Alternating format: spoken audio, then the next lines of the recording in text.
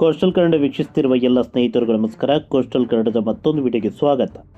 ಇವತ್ತಿನ ವಿಡಿಯೋದಲ್ಲಿ ನಾವು ನಿಮಗೆ ಪೆದ್ದಿ ಸಿನಿಮಾದ ಬಗ್ಗೆ ಒಂದಿಷ್ಟು ಮಾಹಿತಿ, ಒಂದಿಷ್ಟು ಅಪ್ಡೇಟ್ಸ್ಗಳನ್ನು ನಿಮ್ಮ ಮುಂದೆ ನಾವು ಪ್ರಸ್ತುತಪಡಿಸ್ತಾ ಇದ್ದೀವಿ. ಪೆದ್ದಿ ಇದು ಜೂನ್ 4 ಅಂದರೆ ಗುರುವಾರದಂದು ಪ್ರಪಂಚಾದ್ಯಂತ ಏಕಕಾಲಕ್ಕೆ ತೆರೆಗೆ ಅಪ್ಪಳಿಸಲಿದೆ. 5 ಭಾಷೆಯಲ್ಲಿ. ಮೂಲ ತೆಲುಗು ಭಾಷೆ ಆದರೆ ಕನ್ನಡ, ತಮಿಳು, ಮಲಯಾಳಂ ಹಾಗೆ ಹಿಂದಿಗೂ ಕೂಡ ಈ ಸಿನಿಮಾ ಡಬ್ಬಿಂಗ್ ಆಗಿದೆ. ಹೀಗಾಗಿ ಒಟ್ಟು 5 ಭಾಷೆಯಲ್ಲಿ 4ನೇ ತಾರೀಕಿನಿಂದ ಈ ಸಿನಿಮಾ ಪ್ರಪಂಚಾದ್ಯಂತ ಏಕಕಾಲಕ್ಕೆ ರಿಲೀಸ್ ಆಗುತ್ತೆ. ಹೀಗಿರಬೇಕಾದ್ರೆ ಈ ಸಿನಿಮಾ ನಾಳೆ ಅಂದರೆ ಬುಧವಾರದಂದು ಪ್ರೀಮಿಯರ್ ನಡೆಯುತ್ತೆ. ರಾಜಧಾನಿ ಬೆಂಗಳೂರಿನಲ್ಲೂ ಕೂಡ ಈ ಸಿನಿಮಾದ ಪ್ರೀಮಿಯರ್ ಪ್ರದರ್ಶನ ಇದೆ. ಯಾವ ಮಟ್ಟಕ್ಕೆ ಈ ಸಿನಿಮಾದ ಟಿಕೆಟ್ ಪ್ರೀಮಿಯರ್ನಲ್ಲಿ ಸೇಲ್ ಆಗಿದೆ, ಹಾಗೆ ಯಾವೆಲ್ಲ ಚಿತ್ರಮಂದಿರಗಳು ಎಷ್ಟೆಷ್ಟು ಪ್ರದರ್ಶನವನ್ನು ಪ್ರೀಮಿಯರ್ಗೆ ಈ ಸಿನಿಮಾಗೆ ನೀಡಿದ್ದಾರೆ ಅಂತ ಕೇಳಿದರೆ ಇವತ್ತಿನ ವಿಡಿಯೋದಲ್ಲಿ ಉತ್ತರ.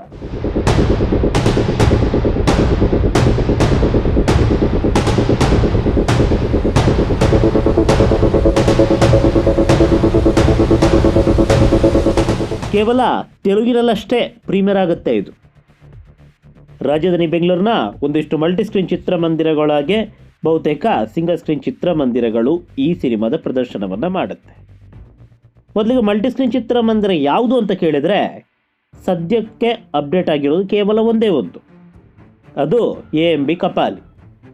ತೆಲುಗು ಸಿನಿಮಾಗಳಿಗೆ ಕಪಾಲಿ ಅಂತ ಹೇಳಿದರೆ ಅದು ಫಿಕ್ಸ್. ಯಾಕಂತ ಹೇಳಿದರೆ AMB ಕಪಾಲಿ ಚಿತ್ರಮಂದಿರ ಮಹೇಶ್ ಬಾಬು ಒಡೆತನದ ಚಿತ್ರಮಂದಿರ. ಹೀಗಾಗಿ ಇಲ್ಲಿ ತೆಲುಗಿಗೆ ಮೊದಲ ಆದ್ಯತೆ, ಆಮೇಲೆ ಮಿಕ್ಕುಳಿದ ಭಾಷೆಗಳಿಗೆ ಸಾಧ್ಯತೆ. ಕನ್ನಡ ಕೂಡ ಮೊದಲ ಆದ್ಯತೆಯನ್ನು ಕೊಡ್ತಾರೆ. ಇರಲಿ, ಈ ವಿಚಾರವನ್ನು ಪಕ್ಕಕ್ಕೆ ಇಡೋಣ.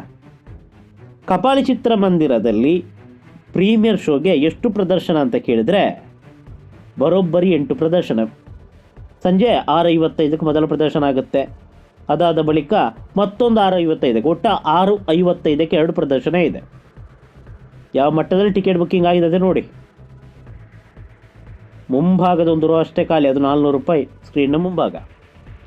ಮತ್ತೊಂದು ಇದೇ MB ಲುಕ್ಸದಲ್ಲಿ, ಇದು ಕೂಡ ಹಾಗೆಯೇ 7 ಗಂಟೆಗೆ ಒಂದು ಪ್ರದರ್ಶನ, ಇದು ಕೂಡ ಅಷ್ಟೇ. ಮತ್ತೊಂದು 7 ಗಂಟೆ ಪ್ರದರ್ಶನ. ಮಗದೊಂದು 10:25ಕ್ಕೆ ಪ್ರದರ್ಶನ, ಮಗದೊಂದು ಇದು 10:25ಕ್ಕೆ, ಇನ್ನೊಂದು ಇದು 10:25ಕ್ಕೆ, 10:25ಕ್ಕೆ ಒಟ್ಟು 3 ಪ್ರದರ್ಶನ ಇದೆ. ಇದು MB ಲುಕ್ಸದಲ್ಲಿ. ಇನ್ನು 10:30ಕ್ಕೆ ಒಂದು ಪ್ರದರ್ಶನ. ಭರ್ಜರಿಯಾದಂಥ ಪ್ರದರ್ಶನಗಳು, ಭರ್ಜರಿಯಾದಂಥ ಪ್ರತಿಕ್ರಿಯೆ AMB ಕಪಾಲಿಯಲ್ಲಿ ಪೆದ್ದಿ ಸಿನಿಮಾದ ಪ್ರೀಮಿಯರ್ಗೆ ಸಿಕ್ಕಿದೆ. ಇನ್ನು ಮುರಳಿ ಚಿತ್ರಮಂದಿರ ಗೋಕುಲ,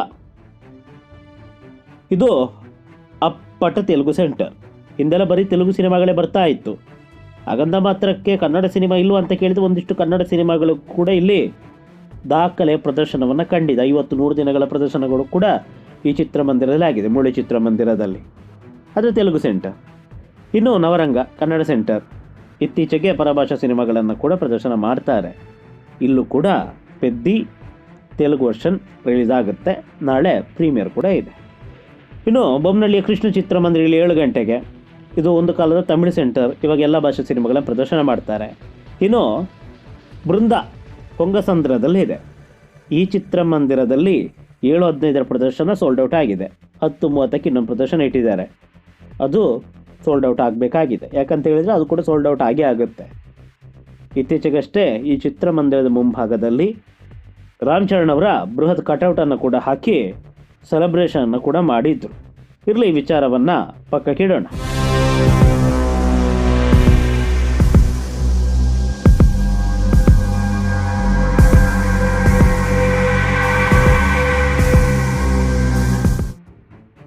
ಇನ್ನು ತಿರುಮಲ ಚಿತ್ರಮಂದಿರ ಅಗರದಲ್ಲಿದೆ.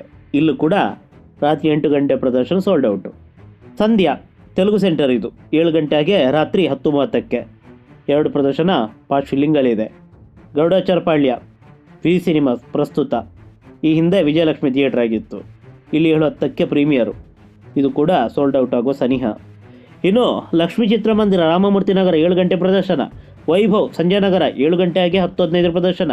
ವೆಂಕಟೇಶ್ವರ ಕೇರ್ಪುರ 7:15 ಪ್ರದರ್ಶನ. ಊರ್ವಶಿ ಚಿತ್ರಮಂದಿರ ರಾತ್ರಿ 8 ಗಂಟೆಗೆ.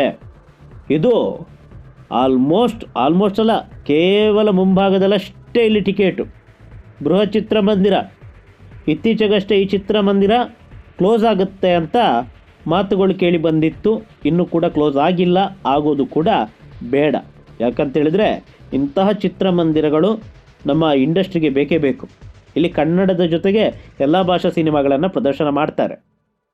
ಬಹುತೇಕರ ಅಚ್ಚುಮೆಚ್ಚಿನ ಚಿತ್ರಮಂದಿರದಲ್ಲಿ ಊರ್ವಶಿ ಮೊದಲ ಸ್ಥಾನದಲ್ಲಿ ನಿಲ್ಲುತ್ತೆ. ಇರಲಿ, ಇನ್ನು ವೈಭವಿಯಾಗಿ ವೈಷ್ಣವಿ ಉತ್ತರಹಳ್ಳಿ, ಇಲ್ಲಿ 7 ಗಂಟೆಗೆ ಒಂದು ಪ್ರದರ್ಶನ. ಇದೆರಡು ಚಿತ್ರಮಂದಿರ. ಈ ಪೈಕಿ ಒಂದು ಪರದೆಯಲ್ಲಿ 7 ಗಂಟೆಗೆ ಪ್ರೀಮಿಯರನ್ನು ಮಾಡ್ತಾರೆ. ಇನ್ನು BN ಪುರ ಪುಷ್ಪಾಂಜಲಿ, ಇಲ್ಲೊಂದು ಪ್ರದರ್ಶನ 8 ಗಂಟೆಗೆ. ವಜ್ರೇಶ್ವರ ಉಳ್ಳಾಲ 7 ಗಂಟೆಗೆ ಒಂದು ಪ್ರದರ್ಶನ. ಇದು ಇತ್ತೀಚೆಗೆ ಅಪ್ಗ್ರೇಡ್ ಆಗಿದೆ, 2 ಪರದೆ ಇವೆ. ಇದರಲ್ಲಿ ದೊಡ್ಡ ಆಡಿಟೋರಿಯಮನ್ನು ಪೆದ್ದಿ ಸಿನಿಮಾದ ಪ್ರೀಮಿಯರ್ಗೆ ನೀಡಿದ್ದಾರೆ. ಇನ್ನು ಮಾನಸ ಕೋಣನಕುಂಟೆಯಲ್ಲಿದೆ, 7 ಗಂಟೆಗೆ ಒಂದು ಪ್ರದರ್ಶನ. ಕಾಮಾಖ್ಯ ಬನಶಂಕರಿ, ಇಲ್ಲಿ 7 ಗಂಟೆಗೆ ಒಂದು ಪ್ರದರ್ಶನ. ಭಾರತಿ ಪೀಣ್ಯ, ಇಲ್ಲೂ 7 ಗಂಟೆಗೆ. ಇನ್ನು ವೀರಭದ್ರೇಶ್ವರ ಕಮಲನಗರ 7:30. ಸಿದ್ಧಲಿಂಗೇಶ್ವರ, ಇಲ್ಲಿ ರಾತ್ರಿ 8 ಗಂಟೆಗೆ ಒಂದು ಪ್ರದರ್ಶನ. ಹಾಗೆ ವಿನಾಯಕ ಹರಿನಗರ, ಇಲ್ಲಿ 7:10. ಕಾಡುಗೋಡಿ ಶ್ರೀನಿವಾಸ, ಇಲ್ಲಿ 8 ಗಂಟೆಗೆ, ಅದು ಸೋಲ್ಡ್ ಔಟ್ ಆಗಿದೆ. ರಾಧಾಕೃಷ್ಣ ಚಿತ್ರಮಂದಿರ RT ನಗರ 7:10 ಪ್ರದರ್ಶನ. ತೆಲುಗು ಸೆಂಟರ್, ಅದೆಷ್ಟೋ ತೆಲುಗು ಸಿನಿಮಾಗಳಲ್ಲಿ ದಾಖಲೆ ಪ್ರದರ್ಶನವನ್ನು ಕಂಡಿದೆ. 100 ದಿನಗಳ ಪ್ರದರ್ಶನವನ್ನು ಕಂಡು ದಾಖಲೆಯನ್ನೆಲ್ಲ ಬರೆದಿದೆ ಈ ಚಿತ್ರಮಂದಿರದಲ್ಲಿ. ದೊಡ್ಡ ಇತಿಹಾಸ ಇದೆ ಈ ಚಿತ್ರಮಂದಿರಕ್ಕೆ. ಇಲ್ಲೂ ಕೂಡ 7:10 ಪ್ರದರ್ಶನ. ಇನ್ನು ವೈಭವ್ ದೊಡ್ಡಬಳ್ಳಾಪುರ, ಇಲ್ಲಿ 7 ಗಂಟೆಗೆ ರಾತ್ರಿ 10:15 ಪ್ರದರ್ಶನ. ಗೌರಿಶಂಕರ್ ಅತ್ತಿಬೇಳೆ, ಇಲ್ಲಿ 7:30 ಪ್ರದರ್ಶನ. ಇನ್ನು ಕೋಲಾರದ ನಾರಾಯಣಿ, ಇಲ್ಲೂ 7:45 ಪ್ರದರ್ಶನ ಇದೆ. ಇನ್ನು ವಿದ್ಯಾಪೀಠ ಸರ್ಕಲ್ನಲ್ಲಿರೋ ಚಂದ್ರೋದಯ, ಇಲ್ಲಿ 7 ಗಂಟೆ. ಗಾಂಧಿನಗರದ ಮುಖ್ಯ ಚಿತ್ರಮಂದಿರ ತ್ರಿವೇಣಿ, ಇಲ್ಲಿ 7:30 ಪ್ರದರ್ಶನ. ಇನ್ನು ಪ್ರಕಾಶ ಯಲಹಂಕ 8:15 ಪ್ರದರ್ಶನ.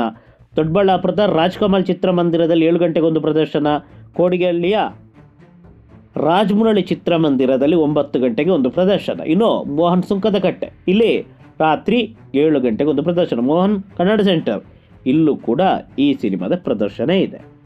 ಇದು ಕೇವಲ ಪ್ರೀಮಿಯರ್ನ ಕತೆ. ರೆಗ್ಯುಲರ್ ಪ್ರದರ್ಶನದಲ್ಲಿ ಯಾವೆಲ್ಲ ಚಿತ್ರಮಂದಿರಗಳು, ಯಾವೆಲ್ಲ ಭಾಷೆಗಳಲ್ಲಿ, ಎಷ್ಟೆಷ್ಟು ಪ್ರದರ್ಶನದಲ್ಲಿ ಪೆದ್ದಿ ಸಿನಿಮಾವನ್ನು ಸ್ಕ್ರೀನಿಂಗ್ ಮಾಡ್ತಾರೆ, ಅವೆಲ್ಲವನ್ನು ಹೇಳ್ತೀವಿ. ಅದು ಮುಂದಿನ ಭಾಗದಲ್ಲಿ.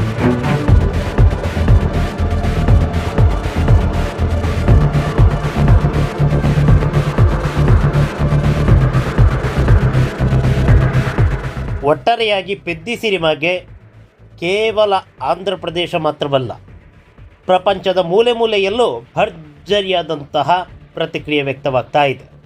ವಿದೇಶಗಳಲ್ಲೂ ಕೂಡ ಈ ಸಿನಿಮಾ ಈಗಾಗಲೇ ಸೋಲ್ಡ್ ಔಟ್ ಆಗಿದೆ. ಇದೀಗ ನಮ್ಮ ರಾಜಧಾನಿ ಬೆಂಗಳೂರಿನಲ್ಲೂ ಕೂಡ ಈ ಸಿನಿಮಾಗೆ ಭರ್ಜರಿಯಾದಂತಹ ರೆಸ್ಪಾನ್ಸ್ ವ್ಯಕ್ತವಾಗಿದ್ದು ಟಿಕೆಟ್ಗಳು ಸೋಲ್ಡ್ ಔಟ್ ಆಗ್ತಾ ಇದೆ. ನಮ್ಮ ಕನ್ನಡದಲ್ಲೂ ಕೂಡ ಈ ಸಿನಿಮಾ ರಿಲೀಸ್ ಆಗಲಿದ್ದು ಈ ಸಿನಿಮಾದ ಬಗ್ಗೆ ಸಿಕ್ಕಾಪಟ್ಟೆ ನಿರೀಕ್ಷೆ ಇದೆ. ಕಾರಣ ಈ ಸಿನಿಮಾದಲ್ಲಿ ನಮ್ಮ ಶಿವಣ್ಣ ಅವರು ಮುಖ್ಯ ಭೂಮಿಕೆಯಲ್ಲಿ ಕಾಣಿಸಿಕೊಂಡಿದ್ದಾರೆ. ಮುಖ್ಯ ಭೂಮಿಕೆ ಅಂತ ಹೇಳಿದ ಕೂಡಲೇ ರಾಮ್ ಚರಣ್, ಶಿವಣ್ಣ ಹೇಗೆ ಅಂತ ಕೇಳ್ಬೋದು. ಅಂದರೆ ರಾಮ್ ಚರಣ್ ಅವರು ನಾಯಕ ನಟನಾಗಿ ಕಾಣಿಸಿಕೊಂಡ್ರೆ ಮತ್ತೊಂದು ಮುಖ್ಯ ಪಾತ್ರದಲ್ಲಿ ನಮ್ಮ ಶಿವಣ್ಣ ಅವರು ಕೂಡ ಕಾಣಿಸಿಕೊಂಡಿದ್ದು ನಮ್ಮ ಕರ್ನಾಟಕದಲ್ಲಿ, ಹಾಗೆ ನಮ್ಮ ಶಿವಣ್ಣವರ ಅಭಿಮಾನಿಗಳೇನಿದೆ, ರಾಜವಂಶದ ಅಭಿಮಾನಿಗಳು, ಇವರಿಗೂ ಕೂಡ ಈ ಸಿನಿಮಾದ ಬಗ್ಗೆ ಸಿಕ್ಕಾಪಟ್ಟೆ ನಿರೀಕ್ಷೆ ಮನೆ ಮಾಡಿದೆ. ಅದೇನೇ ಇರಲಿ, ಈ ಸಿನಿಮಾವನ್ನು ಪ್ರತಿ ಕನ್ನಡಿಗರು ಕನ್ನಡದಲ್ಲೇ ವೀಕ್ಷಿಸಿ ಆನಂದಿಸಿ. ನಮಸ್ಕಾರ.